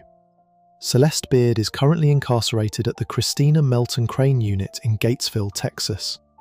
She will not be eligible for parole until April 2042, when she will be 79 years old. Tracy Tarleton served approximately 10 years of her 20-year sentence and was released on parole in August 2011. She moved to San Antonio and was taken off parole in 2021. Jennifer Beard said the trial was the last time she ever saw her mother. Stephen Beard was 74 years old when he died on January 22, 2000. He had survived a shotgun blast to the stomach for nearly 4 months before a blood clot caused by the wound ended his life. He had spent the final months of his life recovering in a hospital, cared for by the woman prosecutors said had arranged his death. Before we move on, if you're enjoying this analysis, please consider subscribing. It helps the channel tremendously. The next case involves another woman and another dead end in a relationship, but unlike Celeste Beard, who used a third person as her weapon, the next killer drove herself to the scene, broke in alone, and committed the murder in front of witnesses who could not believe what they were seeing. Case 9. Caitlyn Armstrong and Mariah Wilson. Anna Mariah Wilson went by Mo. She was 25 years old and one of the most exciting young athletes in competitive gravel and mountain biking in the United States. Gravel racing is a demanding endurance discipline that takes place on unpaved roads, often covering distances of 100 miles or more, and Mo Wilson had risen through it quickly. She had started stacking wins and drawing serious attention in the sport. In May 2022, she traveled to Austin, Texas, to compete in a race called Gravel Locos, a 157-mile event in Hico, southwest of Fort Worth. She was considered a favorite to do well. She stayed at the apartment of a friend named Caitlyn Cash in the east side of Austin, arriving on May 10th. Mo Wilson was not just an athlete. She was described by everyone who knew her as genuinely warm, someone who lit up a room and pushed the people around her to be better. She had a future ahead of her in a sport that was growing rapidly. She was 25 years old and had her whole career in front of her. She was shot 3 times on the night of May 11th, 2022, and died inside Caitlyn Cash's apartment before she ever made it to the starting line. The person who killed her was Caitlyn Armstrong, a 34-year-old yoga instructor and licensed real estate agent from Austin. Armstrong had been in a relationship with professional cyclist Colin Strickland since 2019. Their relationship was on and off, and had been described by Strickland himself at trial as tumultuous. But by May 2022, they were living together in a home in Austin, running a shared business, LLC, and by most external measures, functioning as a couple. During a brief separation in the fall of 2021, Strickland had started dating Mo Wilson. They met through the cycling world, where they were peers. When Strickland and Armstrong got back together, the relationship between Strickland and Mo reportedly became a friendship, though evidence at trial suggested it was more complicated than that. On the day Mo died, she texted Strickland saying her mind had been going in circles and that she did not know what to think about where they stood. Friends of both Wilson and Strickland told investigators they would hold hands and hug in ways that went beyond friendship. Strickland was still telling Armstrong they were just friends. Armstrong knew about the prior relationship. When she and Strickland reconciled in late 2021, she had called Mo directly and warned her to stop seeing Strickland. She also had access to Strickland's phone and his passwords, and at some point blocked Mo Wilson's number from his device. Strickland, knowing Armstrong would react badly, had changed Mo's name in his contacts to something unrecognisable and deleted texts between them to keep Armstrong from finding out they were still in touch. A friend of Armstrong's named Nicole Mertz testified at trial that Armstrong had told her she would kill anyone who started a relationship with Strickland. In January 2022, when Armstrong discovered Strickland had been romantically involved with Mo while still dating her, a witness told investigators Armstrong became furious and was shaking in anger, and said she had either recently purchased a firearm or was planning to. Strickland had in fact bought 2 handguns in January 2022, one for himself and one for Armstrong, reportedly after she expressed concern about road safety when cycling alone. Armstrong had also gone to a shooting range with her sister Christine to practice. On the afternoon of May 11, 2022, Strickland texted Mo Wilson and arranged to meet up while she was in Austin. He did not tell Armstrong. They went swimming together at Deep Eddy Pool, a public outdoor pool in Austin, and then had dinner. Armstrong tried to reach Strickland repeatedly during that time. He ignored her attempts to contact him. At approximately 8:30 in the evening, Strickland dropped Mo off at Caitlyn Cash's apartment on Maple Avenue in East Austin. He sent Armstrong a text message claiming his phone had died. Armstrong was tracking Mo Wilson's location using the fitness app Strava, where Mo logged her workouts. Prosecutors presented evidence that Armstrong had checked Wilson's Strava profile at 4:54 in the afternoon on May 11th, before Strickland and Wilson met up. At approximately 9:13 in the evening, the last activity registered on Mo Wilson's phone.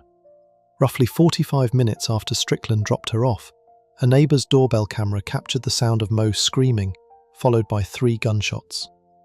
Mo Wilson was shot twice in the head and once in the chest.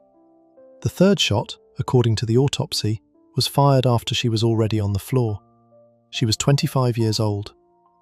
Caitlyn Cash came home later that night and found her friend covered in blood. She tried to help her. She called 911. At the sentencing hearing months later, Cash told the court she remembered washing her blood-stained hands afterward and instantly regretting it, because it was the last piece of Mo she could touch.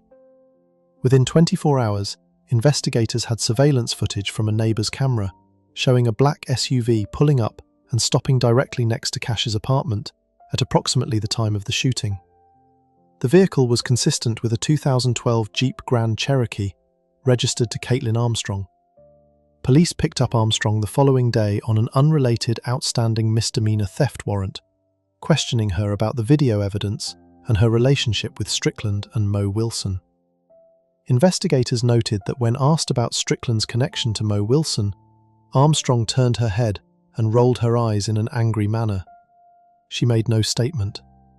Police had to release her because the date of birth on the misdemeanor warrant did not match the one in their system, a technical discrepancy that meant the warrant was not legally valid for the arrest.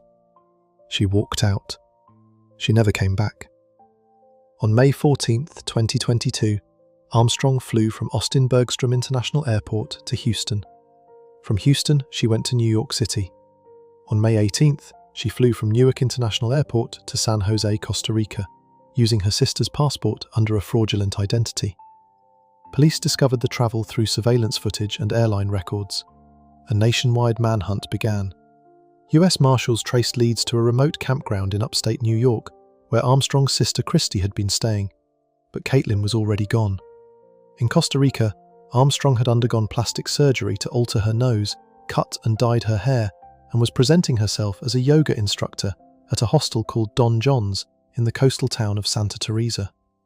She had sold her Jeep Grand Cherokee the day after Mo's murder before fleeing. US Marshals placed a fake advertisement on Facebook looking for a yoga instructor.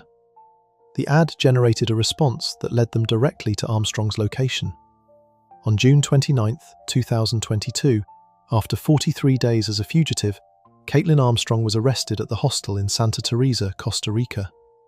She had bandages on her face from the surgery, but was identified by her eyes. She was extradited back to the United States and arraigned in July 2022, pleading not guilty to first-degree murder. While awaiting trial, she attempted to escape again. On October 11, 2023, 3 weeks before the trial was set to begin, Armstrong bolted from officers who were escorting her to a medical appointment in Austin. She made it approximately half a block before being recaptured. She was charged with escape causing bodily injury, a separate felony.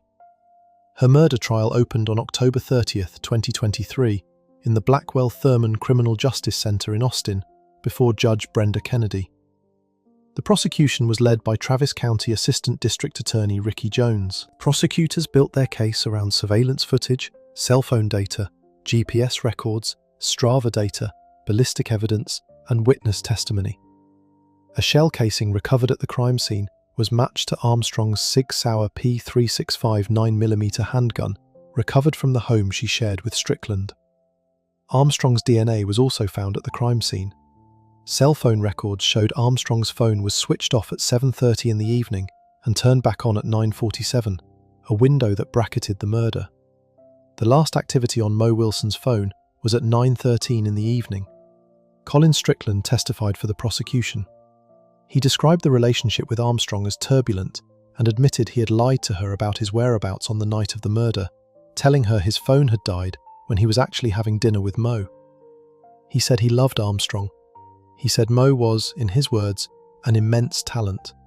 He testified in a low, quiet voice and appeared visibly upset. The defense argued that police had built an easy narrative around Armstrong as a jealous girlfriend and had not properly investigated other possible suspects, pointing to the absence of direct witnesses to the shooting. Armstrong did not testify in her own defense. The jury deliberated for 2 hours and 15 minutes. On November 16, 2023, they returned a verdict of guilty for first-degree murder. The following day, after approximately 3 hours of deliberation during the penalty phase, the same jury sentenced Caitlyn Armstrong to 90 years in prison and imposed a $10,000 fine. Judge Kennedy accepted the jury's recommendation. The prosecution had asked for a minimum of 40 years. The jury went more than double that. In January 2026, the Texas Third Court of Appeals upheld Armstrong's conviction and sentence. She is currently incarcerated at the Dr. Lane Murray Unit for Women in Gatesville, Texas. She will be eligible for parole after serving at least 30 years. Mo Wilson's friend Caitlin Cash spoke at sentencing. She addressed Armstrong directly. She said she had fought for Mo. She told the court she had returned home to find her friend covered in blood and that washing her hands of that blood was something she regretted the moment she did it, because it was the last piece of Mo she had left. Mo Wilson was 25 years old. She had travelled to Austin to race. She had a text on her phone from the hours before she died, asking Colin Strickland where the two of them stood, because her mind had been going in circles. She never got the answer. She was shot twice in the head and once in the chest, inside an apartment where she was sleeping as a guest, by a woman she had never done anything to except exist.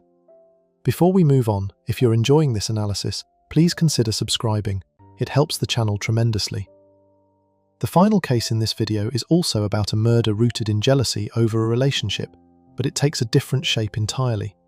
Instead of a girlfriend killing a rival, it involves a wife who recruited her secret lover to kill her own husband, used poisoned pudding as a first attempt that failed, and then used Bible verses on wiretapped phone calls to justify what they had done. Case 10. Sabrina Lyman and Robert Lyman. Robert Lyman was 38 years old and worked as a mechanic for the Burlington Northern Santa Fe Railway, known as BNSF. He and Sabrina had grown up in Prescott, Arizona, met when they were teenagers, and married on August 19, 2000. When Robert secured his railroad job, they moved to Helendale, California, buying a home on Strawberry Lane in an unincorporated community called Silver Lakes, east of Barstow in the high desert. They had 2 young children together, a son named Robbie and a daughter named Leanna. Robert Lyman was described by every person who knew him as somebody the room changed around when he walked in. Former Kern County Detective Tommy Robbins told ABC News that Robert was well liked by everyone and that no one could imagine any reason why someone would want to kill him. He was the kind of person who threw the parties, who kept the friend group together, who could make a stranger feel at home within 5 minutes. He and Sabrina were known throughout their social circle as the couple other people wanted to be around. Their friends called themselves the Wolf Pack. In 2008, Robert and Sabrina made a decision that their mutual friends knew about and that would later become significant in court. They opened their marriage to other couples. Sabrina's sister, Julie Cordova, told ABC News they went on adult vacations, they went boating, they partied a lot at the lake. It was a lifestyle they both entered together.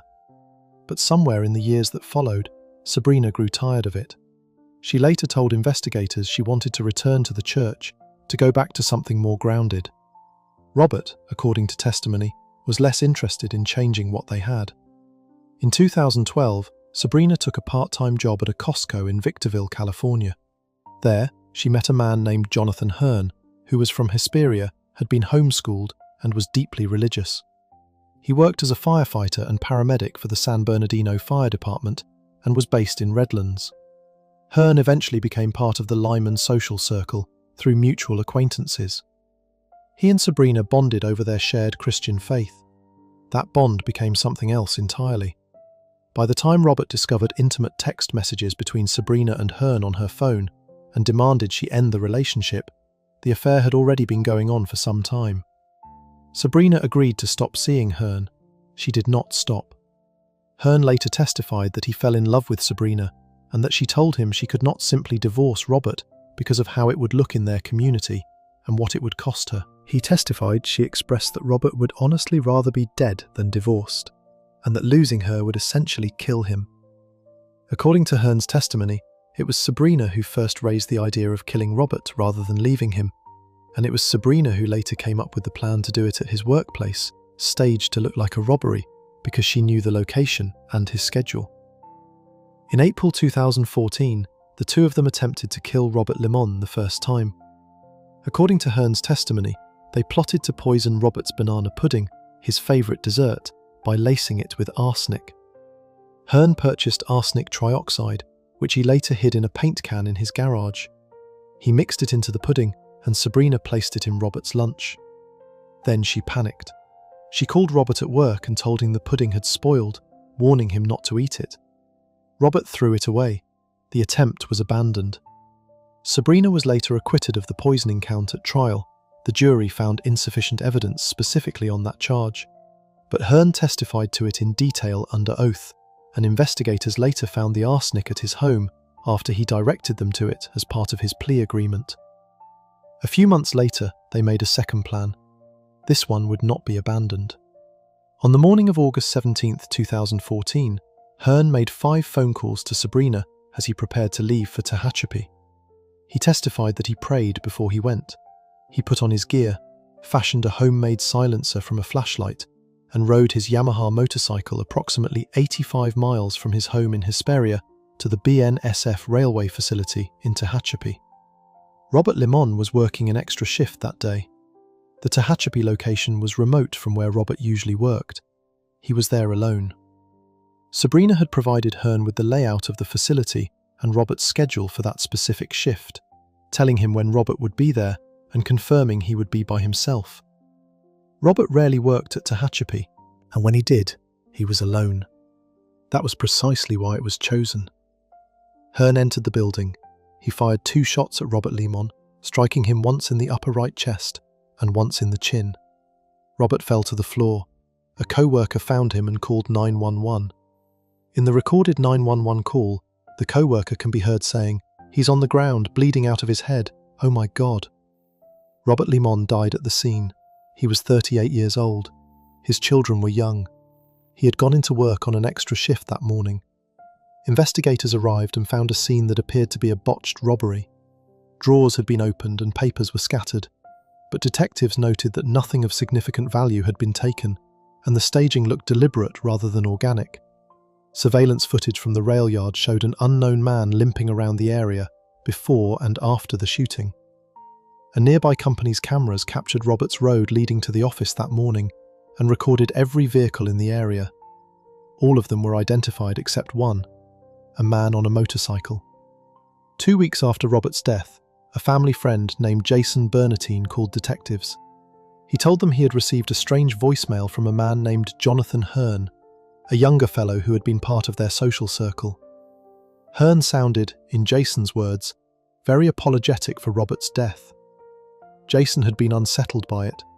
He told detectives the only person he could think of who would want Robert out of the picture was Hearn, given the prior admission of the affair.